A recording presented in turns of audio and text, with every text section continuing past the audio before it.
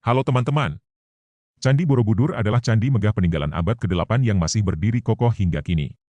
Bagaimana sih sebenarnya proses pembangunannya? Siapa arsitek di balik mahakarya ini? Terus, bagaimana candi ini bisa ditemukan lagi setelah lama tertimbun tanah dan hampir dilupakan?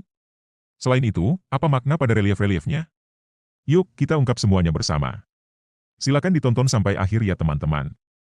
Dibangun 300 tahun lebih dulu dibanding Angkor Wat di Kamboja, Candi Borobudur telah mengalami banyak hal, mulai dari dibangun, ditemukan dalam bentuk reruntuhan tertimbun tanah, dipugar beberapa kali, hingga akhirnya pada tahun 1991, Candi Borobudur ditetapkan sebagai warisan dunia oleh UNESCO.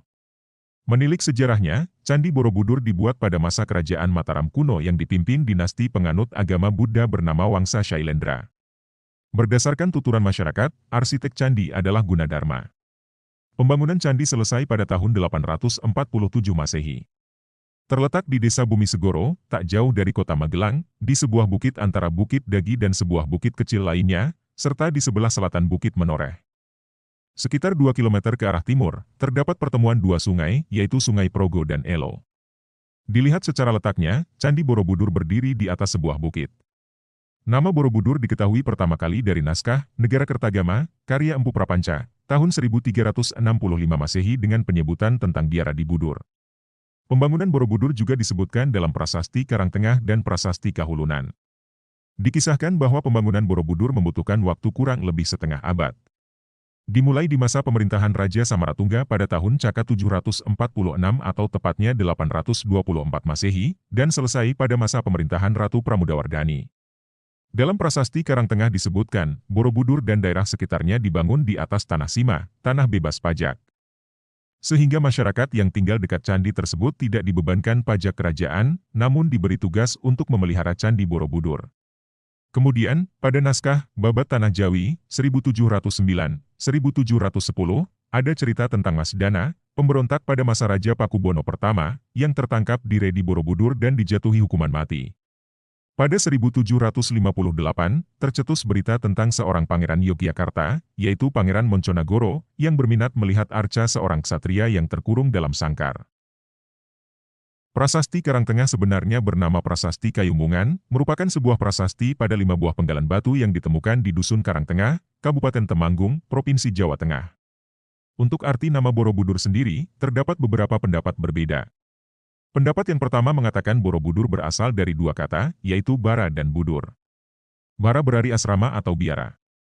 Sedangkan budur berasal dari bahasa Bali, beduhur, yang artinya di atas. Bila diterjemahkan berarti biara yang terdapat di atas bukit.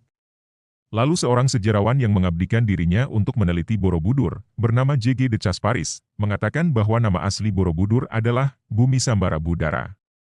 Dari bahasa Sanskerta yang berarti, Bukit Himpunan Kebajikan 10 Tingkatan Bodhisatwa. Namun, pendapat lain mengatakan nama candi ini berasal dari kata yang terdapat dalam Prasasti Karangtengah, yaitu Bumi Barambara Buddha. Arti dari kata Bumi Barambara Buddha sendiri adalah tempat pemujaan nenek moyang untuk arwah para leluhur. Karena pengucapan masyarakat setempat kata tersebut bergeser menjadi Borobudur. Pada tahun 1814, Thomas Stamford Raffles mendapat berita dari bawahannya tentang bukit yang dipenuhi dengan batu berukir. Berdasarkan berita itu, Raffles mengutus Cornelius, seorang pengagum seni dan sejarah, untuk membersihkan bukit itu. Saat pertama kali ditemukan, bangunan candi tertutup oleh gundukan tanah dan ditumbuhi semak belukar, dengan relief yang berserakan di sekitar candi. Para ahli memperkirakan, Candi Borobudur terkubur oleh lahar dingin akibat letusan Gunung Merapi. Setelah dibersihkan 2 bulan dengan dibantu 200 orang penduduk, bentuk bangunan candi makin jelas terlihat. Dia lantas menuliskan laporan temuannya itu lewat buku The History of Java pada 1817. Dan lewat buku itu pula nama Borobudur pertama kali dituliskan. Pada 1834, Residen Kedu membersihkan candi kembali dan tahun 1842, stupa candi ditinjau untuk penelitian lebih lanjut. Sampai saat ini candi telah mengalami 2 kali pemugaran. Pemugaran pertama di tahun 1907-1911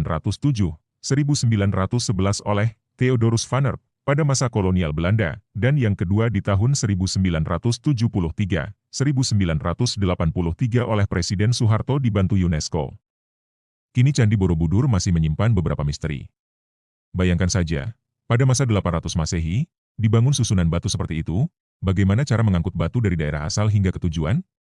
Berapa lama proses pemotongan batu-batu itu hingga tercapai ukuran yang dikehendaki? Bagaimana cara menaikkan batu-batu dari dasar halaman candi hingga ke puncak? Alat derek apa yang digunakan? Gambar relief yang ada? Apakah dibuat sebelum atau sesudah batu dipasang? Banyak sekali misteri yang belum terungkap.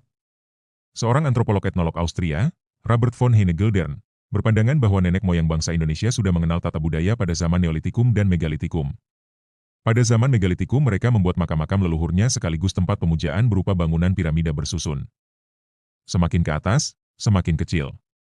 Jika dilihat dari kejauhan seperti susunan bangunan berunda atau piramida. Berbeda dengan piramida di Mesir dan piramida Teotihuacan di Meksiko, Candi Borobudur merupakan versi lain bangunan piramida. Piramida Borobudur berupa kepun dan berunda tidak akan ditemukan di daerah dan negara manapun, termasuk di India.